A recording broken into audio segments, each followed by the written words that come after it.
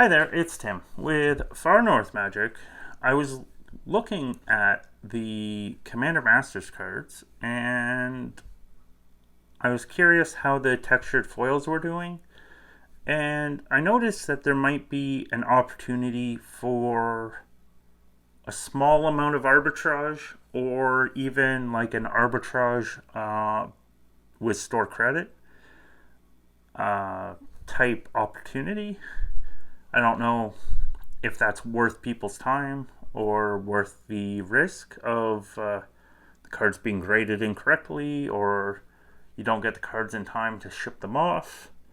But I still thought I would put it out there and see if I could get some comments and see what other people thought, I guess. We'll first look at the big boy, the Jeweled Lotus textured foil. It seems to be selling in this like around $700 range. It's just bouncing around a bit. Not selling a whole lot of copies because like there's only two on the 10th. The chart's kind of pretty crazy because the scaling is like so extreme compared to a lot of the other scaling. But you got like a lot of them listed at 700 and change, and like you got a buy list at 375 or 487 with store credit. So definitely not viable. I guess the other thing to note is I found it kind of weird that Card Kingdom was only looking for 7 of the 10 textures. So they're not looking even for this Dragon. I actually kind of thought the Dragon would have held up a little better than 100, but it seems like it's basically 100 and got quite a few copies around that 100 and just over 100. So 100 to 110. It is I can't really tell the strength of how that is on like versus the buy list, because I kind of look at that as another layer of knowing if a card's in like high demand, because you can tell like, okay, well, these stores are willing to pay X amount of price, and usually they are only paying like half to 60% a lot of the time. So it kind of gives you a barometer. Okay, well, the price would be like 1.5 to 2 times is what they're getting. At least that's what it seems a lot of the time. So I found it interesting that they weren't even looking for this Dragon. Next up is the Ulamog, the Ceaseless Hunger. This card way beat down, but it's okay. I don't know why they start like these people that started these things out so high. Like, who bought these? But it's now down in the 60s for the most part. That's pretty low. So your first page goes from basically 61 to 65. What's the buy list? Buy list is 80 and 104 credit. They're looking for 8 of them. So that seems to me to be like pretty strong demand on the store level, at least, because like that seems like a very high buy list when if you could get the cards on TCG Player for like 60 to 65, like in that 65 range and below, you could just, if you could flip them, you're still going to have to pay shipping. But there could be an arbitrage opportunity for even dollars, let alone arbitrage for credit by quite a wide margin, potentially. Next up is Selvala, Heart of the Wilds. So, like, what's Selvala going for? This is getting beaten. All these charts are, like, just a straight line down. It's so bad. It is so bad. Is it better on the 1 month? Not really. It's just straight, like, down. Like, 114 start, down in the 30s. Well, 48 market, but selling in the 30s. With, well, one listed at 36 and 5 shipping, so 41. Then a couple more, another one at 41. Some at 43, 44. Creeping up to 51 and 50 and 51. So pretty low. What is Card Kingdom offering? Card Kingdom's offering 55. So a much tighter spread, and this is where, like, the opportunity is very risky, I would say. Although, like, it might be worth it if you're looking to buy some stuff from Card Kingdom already. Just say they have some old sealed or something that you want, that they have. If you can turn your $46 or $50 into $70 in credit, that might be worth it to help springboard into that product that they have. Like, I'm not thinking like you're going to go get the best price on Commander Masters in sealed from Card Kingdom, because their prices haven't changed. So, like, it'd be definitely better to get your new sealed that's on the floor, getting punched all the time into dirt from from TCG Player or Amazon Dump or something else. But if there's maybe some singles that you can't find on TCG Player or something, I find it doesn't hurt to have some store credit at some places for some stuff that you can't get on a different marketplace, or even just like something that's weird, or you take advantage of a sale they have or whatnot. Although a lot of those things I can't do across the border currently. So next up is Kozilek. So this is one that doesn't work for the most part. So it's selling around, it was really high, like 150, jumped to 160, into the ground. A bit more of a ski slope instead of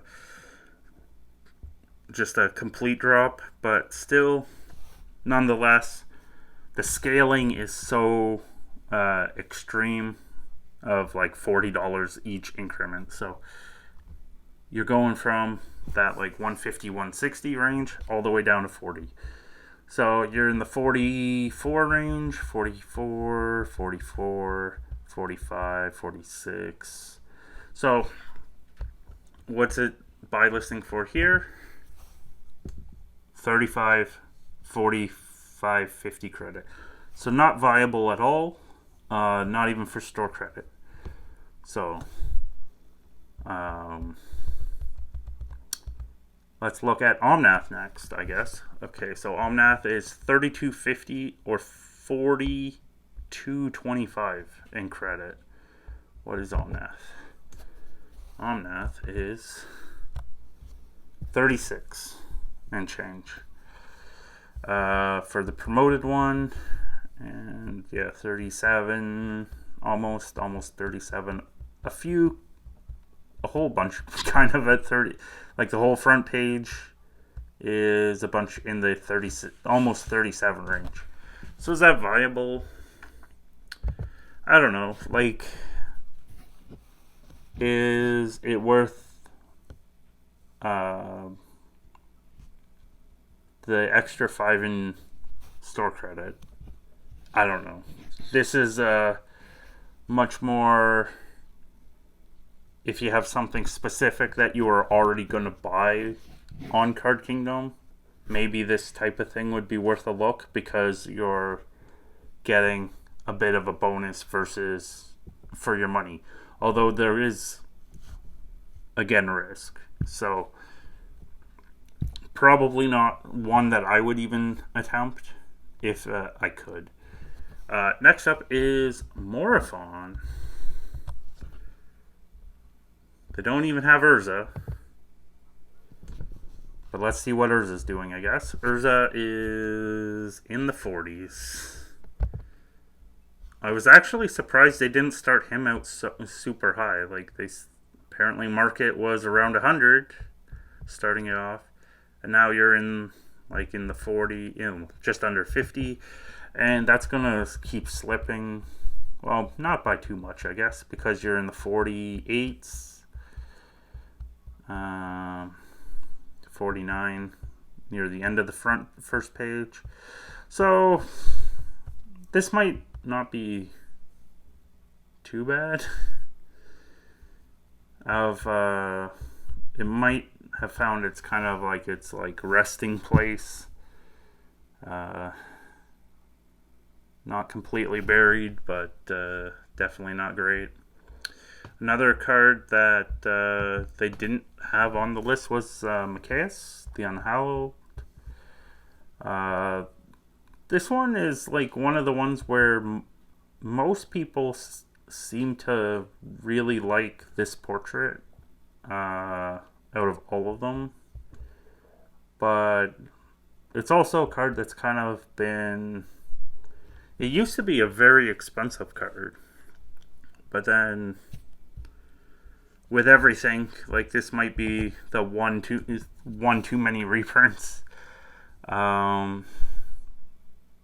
kind of didn't do bad last reprint, but did drop. But like, it really shouldn't have been I think it was like $50, $40-$50, which seemed crazy to me. Maybe that's just in Canadian, but then that's still like 30 and change US. So like, I don't know. So this seems to be settling in the high 30s, around 37, 38.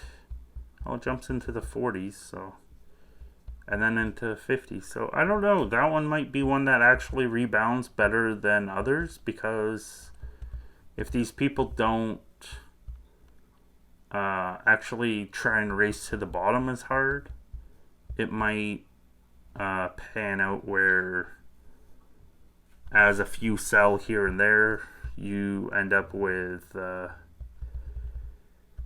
like if you had 2 sell on the 10th, if you have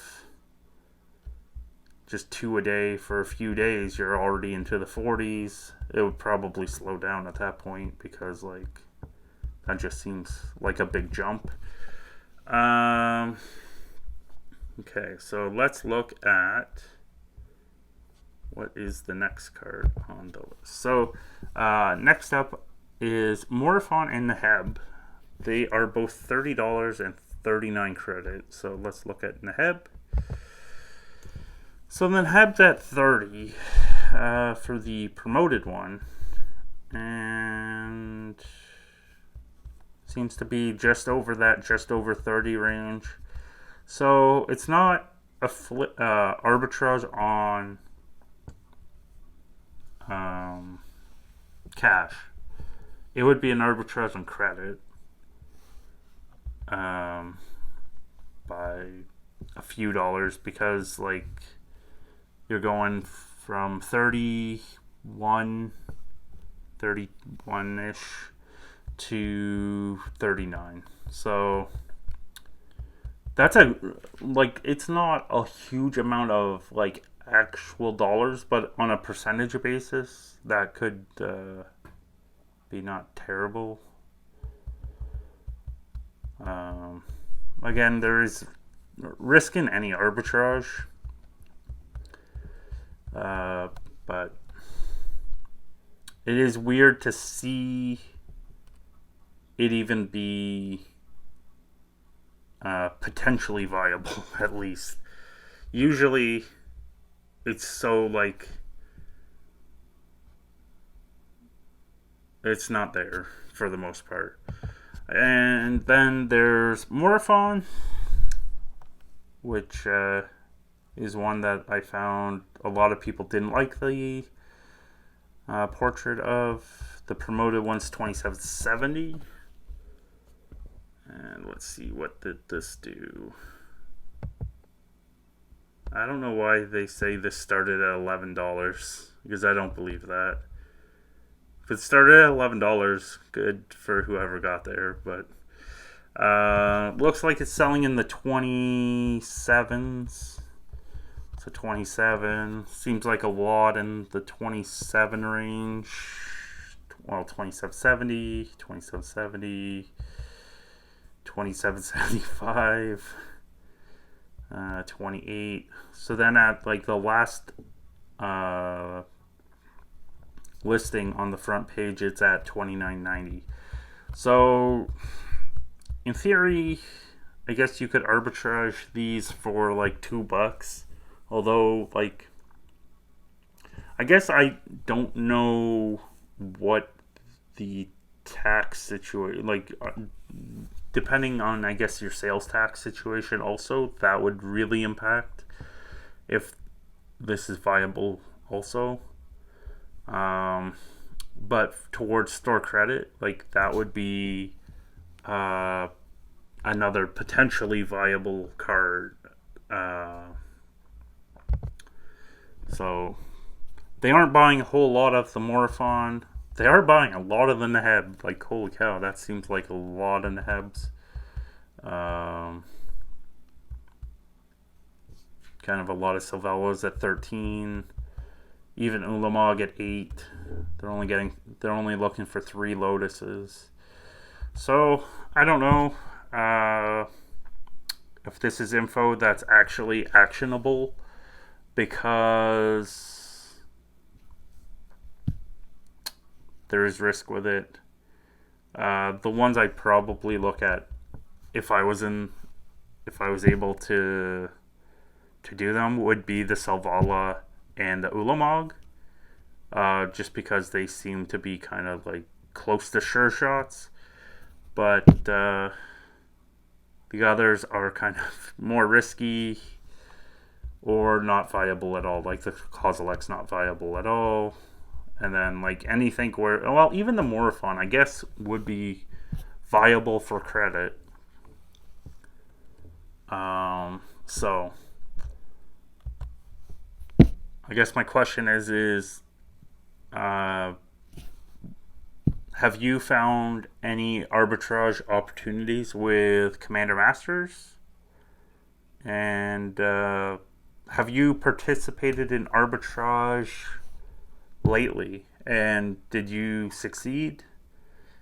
Or did it blow up in your face? I'd like to know. And I hope you have a good rest of your day. Take care. And I hope to see you guys next time. Bye.